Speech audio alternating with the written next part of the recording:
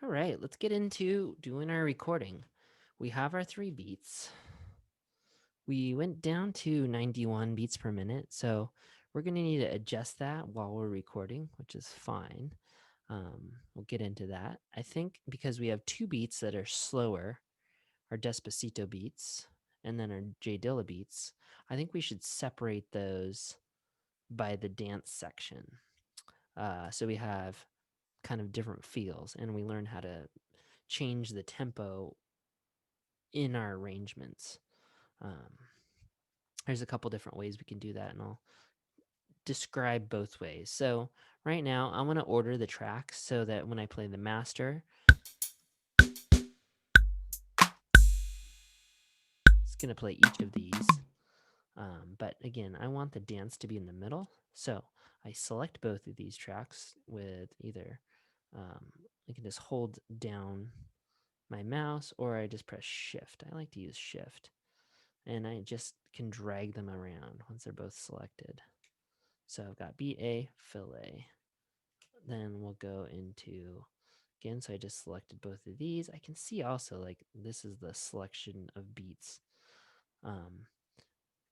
If these are overlapping, they're both going to play at the same time as I press the master. I don't want that. I want to be able to play master 1. My master tracks look a little different because I had been adding scenes and deleting scenes. So normally your master would be 1, 2, 3, 4, 5, 6, 7, blah, blah, blah. But because I have been adding scenes and deleting scenes, which you can do over here, my numbers aren't quite right. So I'm just going to rename these so they work better. And it's nice that you can rename these as anything. So that'll be better for anybody who's very into keeping things organized. All right. So we've got our order.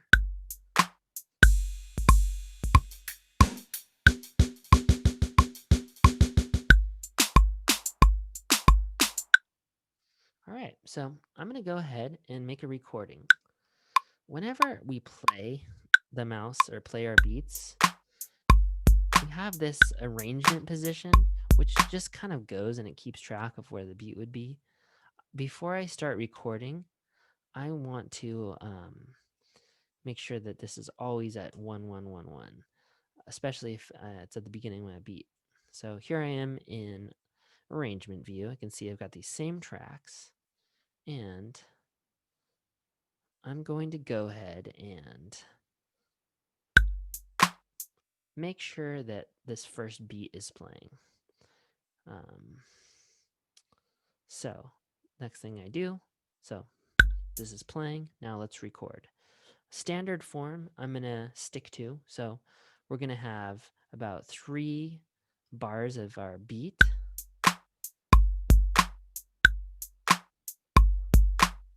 This beat is 2 bars long, so we're actually going to we're going to interject our fill in the middle of the beat before we go into our next beat. And some of this, you're just going to have to change in your arrangement, which is very easy, and we'll get into that. I'll try to hit it the first time. So right down here, our track display, this pie graph shows us how far we are into the sample, which is very useful. So you can see it's almost done, and it loops back. So that's what that is, and I like to look at that while I'm recording.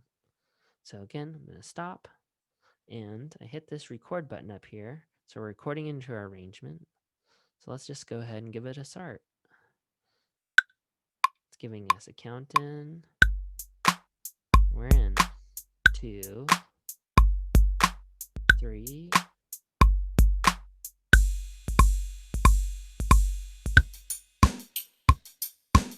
2, 3, 4,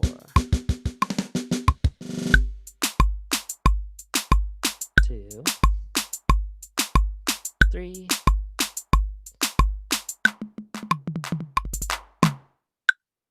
And I went ahead and I made sure that my fill, because I knew it was going to loop, I don't want that fill to loop. So could have just played it without a loop and it would have been done. But anyways, so now let's see what I've got here.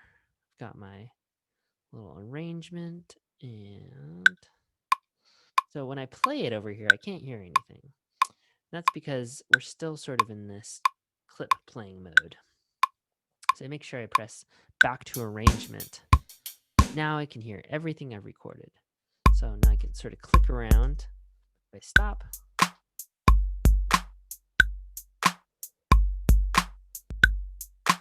so when you do the assignment for this, which is creating these 3 beats and having your drum fill at the end of each one, this is about what it should look like. If it's a little different, that's fine. Or if you only complete 2 of the beats, you can get them both together. Maybe you could do 1 beat twice with the drum fill. So now what I want to do, because I know the second beat, I want this to be faster. Again, also one other thing before we get into speed. Say you record this beat. Since we're working with MIDI in Ableton, we can actually just extend these sections out. And I can see here, this is where the beat loops. It's got a little tick right here, and I can see the loop right here. So I can see this loops here. Since this is a 2-bar phrase, I can see that up here very easily. So 1, 2, loop, 1, fill. So I want to have 3 bars of the drum beat, 1 bar of fill. That's sort of a standard phrase in popular music.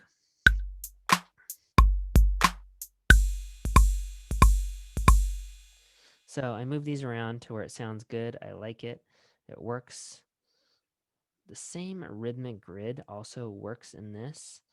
And I think I've got an adaptive grid on for narrow, which is fine. If I had it set to something like 1/8 notes, then I would be able to sort of see that. But again, in this view, I like the adaptive grid. You can see wide is like basically 4-bar phrases, and then widest, medium, kind of gets in smaller as we go in smaller. So that's the adaptive feature, is that it keeps getting smaller in the grid as we zoom in. And I can zoom in by holding my mouse when I'm up here on this window. So I've got a little speaker. That means I can hear wherever I'm clicking. If I zoom in or out, so basically I'm just scrolling my finger in or out while I'm holding the mouse down, and that will allow me to zoom in and out of this. And then again, this up here, I can see these colorful things. I had something in this group, and I'm just going to go ahead and delete this. So there we go. So this, I can see sort of this map, and up here it shows how much I'm selecting. All right, so now back to timing and tempo. All right, so here I am, insert time signature change. I'm at my second beat. So time signature change, 120. So that means, oh, not time signature change. I want to go to tempo change. All right, so I did a time signature change. I'm going to delete that. So let's see here. So I want our tempo to go to 120 here. So I'm up here, I'm going to change this tempo. And so one way we can go into this is we can change our tempo. And this is a bit of automation. I'm going to go over 2 ways of doing this. So before we were at 91. Now you have to go in and do this manually, and it's not the easiest thing. So one thing you can do is you can hold the shift bar down, and that'll allow you to slowly change the tempo. So and I'm gonna I can make this master bigger, and that's easier to do and automate. So 92, I can see that.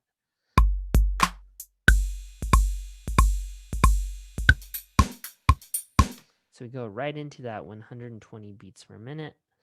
Now we're going to go back down to the 92.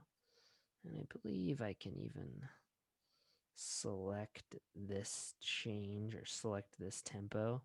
And I can copy that. And then I can take it right here and I can paste it. And that I'll be right at the 92.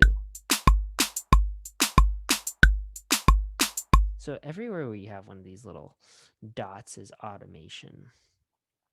Now, there's another way. I'm going to delete this. I think this is a very awesome way to do this, and we're going to get into a lot of automation, but I'm going to show you another way that we can record this in and basically not have to automate in that same way. So in my master thing, in my master bar right here where I play the scenes, for our second beat where I'm going to trigger the dance, I go to Edit Launch Tempo. And here I know I want this tempo to be 120. And then here I know at the beginning, the Dilla, see how it's too fast, right? So we want our beat to be Edit Launch Tempo, 92 is fine. Now for our third beat, since we're playing these, we got our slow. We have our 120. So we want this Despacito to be back to our other tempo. So I'm just going to go Edit Launch Tempo and go back to 92. Now, this doesn't change what we've already done, unfortunately. So I'm actually going to go through this and record one more time. Well, how about this? I'm going to record the second two because I know that we're in 120. Can change this all back to 92. So whatever this global tempo is in arrangement will affect the arrangement we have here and our launch tempo, but this is basically going to override that. So I'm just going to re-record it so we can see that process one more time. So first thing, make sure this beat is going to play and I record. So stop, make sure these are at 1, 1, 1, 1. And here we go. I get a little count in. 1, 2, 3, and 1, 2, 3, 2, 3, 4. Well, I already messed that up because I wanted my fill to be in there. So let's just go ahead and do that again. If I just stop, I don't actually have to delete it. It's just going to record over it. So one more time. 1, 2, 3. Next.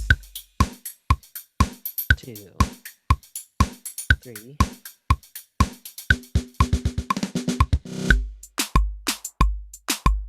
2, 3.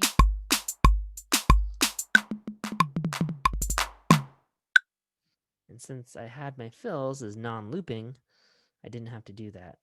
Now, it's also, this can be a little complicated when you are loading these beats in. So again, the master function is not the worst way to do this. And see, the master function actually created this automation automatically. So we will do more automation, but I guess this is our first sort of intro to automation. Automation basically means when you have a function in Ableton Live in the arrangement or clips that sort of automate themselves. So they go through an action without me having to physically change anything on the spot. Again, I want to hear this, so I need to make sure this is playing. And we'll see this change.